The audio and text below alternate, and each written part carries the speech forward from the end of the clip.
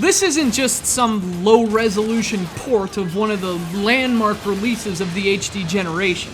I mean, it is, but it's also more than that. In a time when so many people waste their breath in arguments over a game's playability versus its appearance, as if those things are mutually exclusive, this port has an even more important role. Perhaps no game this generation better illustrates the futility of the gameplay versus graphics argument better than Call of Duty Modern Warfare Reflex Edition. It also wins the award for longest and dumbest subtitle ever. Released in late 2009, the arrival of this game was long overdue for Wii owners. Modern Warfare originally released in 2007, an early triumph for HD consoles and one of the industry's most successful modern releases. The war wouldn't come to the Wii until 2 years later, but, you know, better to flank late than not flank at all. Or something. Unfortunately, Modern Warfare didn't suffer any casualties in its move to Nintendo's console. In terms of content, this is an exact port, which is great news for Wii owners. You're getting the same missions, the same modes, the same game, only with very different controls and very different graphics.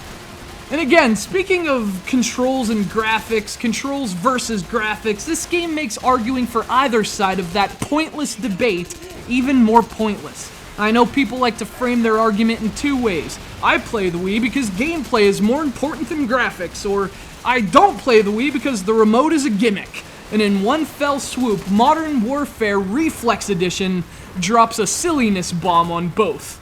You guys sound silly. For starters, if you still insist good, polished graphics don't matter after playing this game, you obviously didn't notice all the game-hindering flaws that Modern Warfare Reflex Edition suffers from, in large part because of its graphical and technical shortcomings. The poor models and textures take a really heavy toll on the visual impact that Modern Warfare made in its original form, but even more importantly, the frame rate drops constantly, and that has a real impact on the accuracy of the Wii Remote's pointer.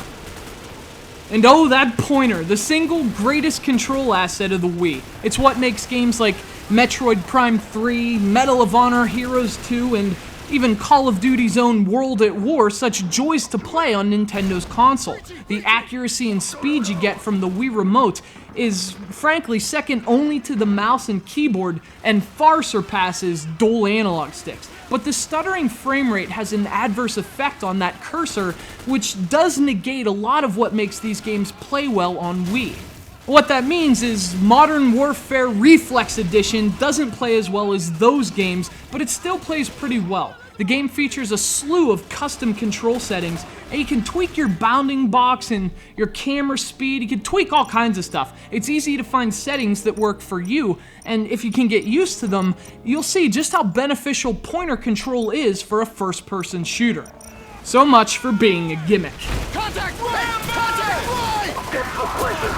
I have no doubt that had this port received the same amount of care and polish as its HD counterpart, this would have been one of the Wii's premier third-party games. The content is there, I found online matches in seconds and they worked flawlessly, but Modern Warfare never gets past average on Wii, and that's thanks to some half-baked development.